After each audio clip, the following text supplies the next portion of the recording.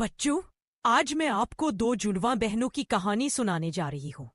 ये दोनों बहनें दिखने में बिल्कुल एक जैसी थी, लेकिन उनकी सोच और आदतें एक दूसरे से बिल्कुल अलग थी। एक बहन का नाम था रूही और दूसरी का नाम था जूही। रूही को पढ़ाई का बहुत शौक था। वह हर दिन स्कूल समय पर जाती थी, होमवर्क करती थी और टीचर की बात ध्यान से सुनती थी। उसका सपना था कि वह अपनी क्लास में हमेशा पहले नंबर पर आए और अपने मम्मी पापा का नाम रोशन करे। लेकिन जूही को पढ़ाई में बिल्कुल दिलचस्पी नहीं थी। वह सोचती थी कि स्कूल जाना तो समय की बर्बादी है। उसे घर के काम करना, टीवी देखना और खेलना ज्यादा पसंद था। वह बहाने बनाकर स्कूल नहीं जाती और किताबों से दूर भागती। उन दोनों के माता पिता बहुत अच्छे थे। वे चाहते थे कि उनकी दोनों बेटियां खूब मन लगाकर पढ़ाई करें और एक दिन बड़ी होकर अपने पैरों पर खड़ी हो।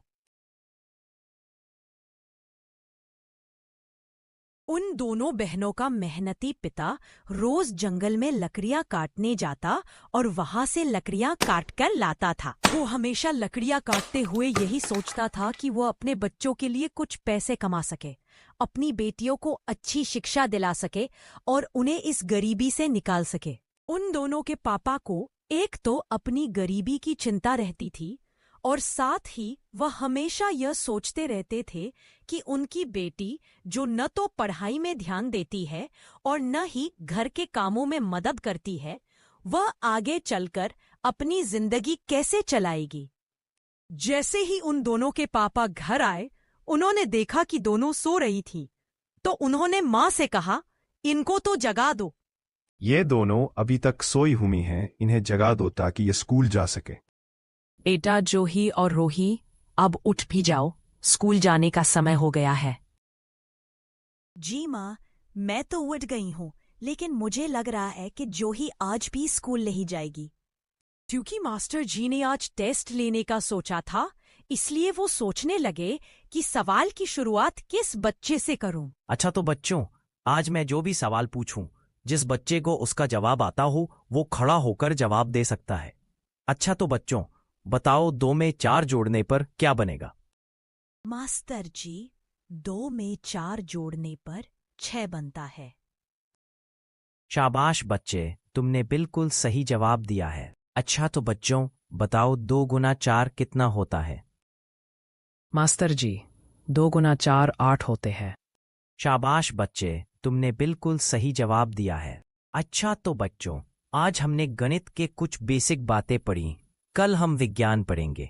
और जो ही बेटा, मैं कल तुमसे सवाल पूछूंगा, क्योंकि तुम किसी भी सवाल का जवाब नहीं देती हो। मास्टर जी ने क्योंकि कल जूही को डांटा था, तो उन्हें लगा कि शायद आज भी जूही पढ़कर नहीं आई होगी, लेकिन वो तो तैयारी करके आई थी।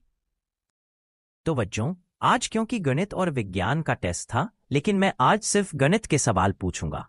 अच्छा बच्चों, बताओ 8 में 5 जो।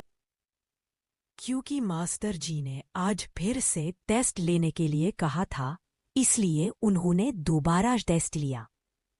अच्छा बच्चों, कौन बताएगा कि मुर्गी के अंडे से चूजा कितने दिनों बाद निकलता है? जी मास्टर जी, मुर्गी के अंडे से चूजा 21 दिनों बाद निकलता है। शाबाश बच्चे, तुमने बिल्कुल सही जवाब दिया है। अब कौन बच्चा बताएगा कि इंसान के शरीर में कितनी हड्डियां होती हैं? जी मास्टर जी, इंसान के शरीर में 206 हड्डियां होती हैं। शाबाश बच्चे, तुमने बिल्कुल सही जवाब दिया है। अच्छा बच्चों, आज हमने साइंस की कुछ बातें पढ़ ली हैं। जो ही बेटा, अगर तुम्हें पढ़ना ही नहीं है तो कल से स्कूल मत आना। और तुम अपनी बहन रोही से कुछ तो सीखो। वो कितनी समझदार है और स्कूल का हर काम पूरा करके लाती है।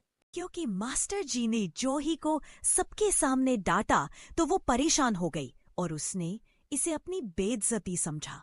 इसी वजह से वो एक जगह बैठकर सोचती रही कि अब क्या करूं। तभी रोही वहां आ जाती है और देखती है कि उसकी बहन परेशान बैठी है।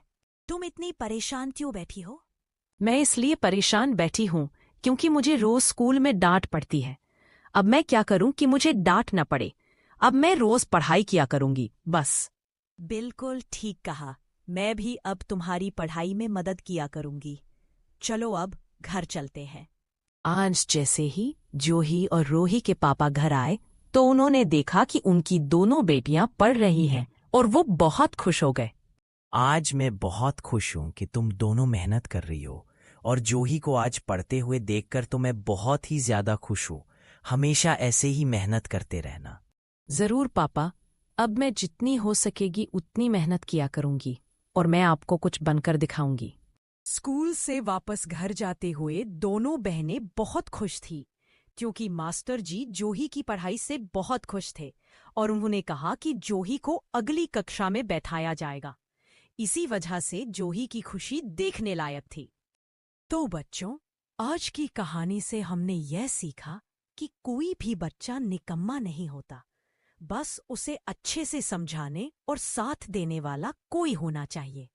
जब बच्चे को कोई समझाता और सहारा देता है तो उसके अंदर खुद से कुछ करने का एहसास पैदा होता है। ऐसे बच्चों का मन पढ़ाई में लगने लगता है और वे आगे चलकर कुछ बन जाते हैं।